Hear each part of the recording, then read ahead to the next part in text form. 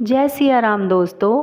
शहर की भाग दौड़ से दूर घर का वो कोना जहाँ सुकून मिलता है। बस थोड़ी सी मेहनत, कुछ लाइट्स और ढेर सारा प्यार और तैयार है मेरी छोटी सी दुनिया। जैसा कि आप सभी लोगों को मैं बता देती हूँ, मुझे प्लांट्स का बहुत ज़्यादा शौक़ है। मुझे प्लांटिंग करना बहुत ही अच्छा लगता है। तो आज मैं कॉलेज से आते टाइम कुछ पेबल्स ले आई थी। किसी घर का काम चल रहा था तो वहाँ मैं बजरी से उठाकर ले आई थी पत्थरों को। मेरी बालकनी में 2 पॉट्स ऑलरेडी खाली थे। एक का जो प्लांट था वो सूख चुका था और एक बिल्कुल खाली था। पहले मैंने उन पॉट्स को खाली किया, उनके अंदर खाद डाली, गोबर की खाद, और फिर उनके अंदर जो मैं प्लांट्स नए लेके आई थी उनको मैंने लगा दिया ताकि मेरी बालकनी पूरी भरी भरी दिखे। क्योंकि 2 पॉट्स अगर खाली रह जाते तो मुझे अच्छा नहीं लगता, मेरे मन का कोई कोना खाली ही रह जाता है। इसलिए मैंने इनमें भी प्लांट्स लगा दिए।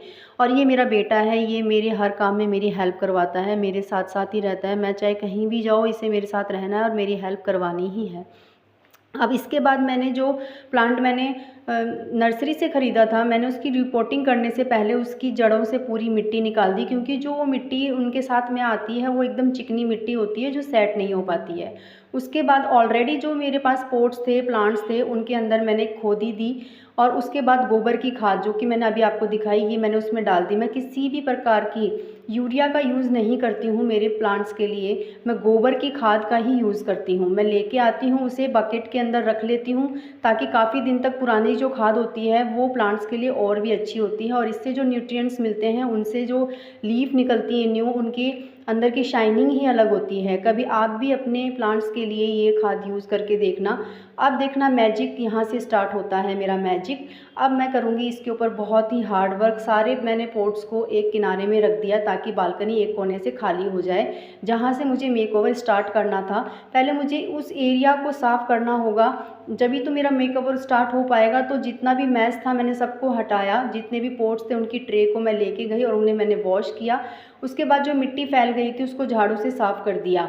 बालकनी में मेरा बेटा देखो मेरे पास ही है। मैंने उसको प्यार किया कि जब तक मैं उसको बीच बीच में संभाल नहीं लेती हूँ, मुझे काम करने में मन भी नहीं लगता, इसलिए मैं उसे अपने पास ही रखती हूँ। उसे भी देखती रहती हूँ और काम भी होता रहता है।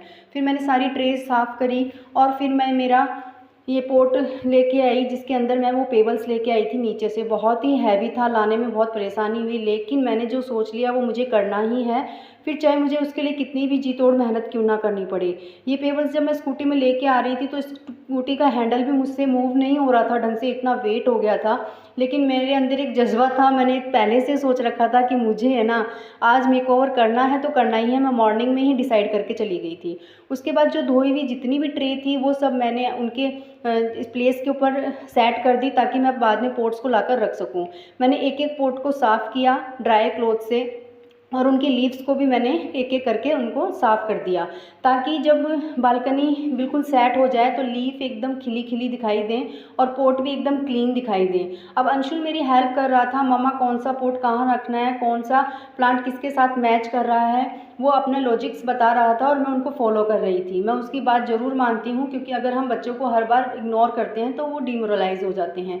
ये देखो मेरी बालकनी का फाइनल लुक, मेरी दीदी यहाँ पे खड़े होके फ़ोटोशूट करवा रही थी, ये इसका फाइनल लुक था। मुझे तो मेरी बालकनी का मेकओवर करके बहुत ही अच्छा लगा। अगर आपको मेरी बालकनी के मेकओवर से कुछ आइडियाज़ मिलते हैं तो आप भी अपने घर में ये आइडियाज़ फॉलो कर सकते हैं। इसमें कोई अलग से एफ़र्ट्स नहीं लगाने पड़े, कोई अलग से कोई एक्सपेंसेस नहीं हुए, मेरे कोई खर्चे नहीं हुए। मैंने केवल घर की ही चीज़ों से जो मेरे पास पहले से पॉट्स अवेलेबल थे और उनसे मैंने ये बालकनी सजाई है। तो सब्सक्राइब कर दीजिए। बाय।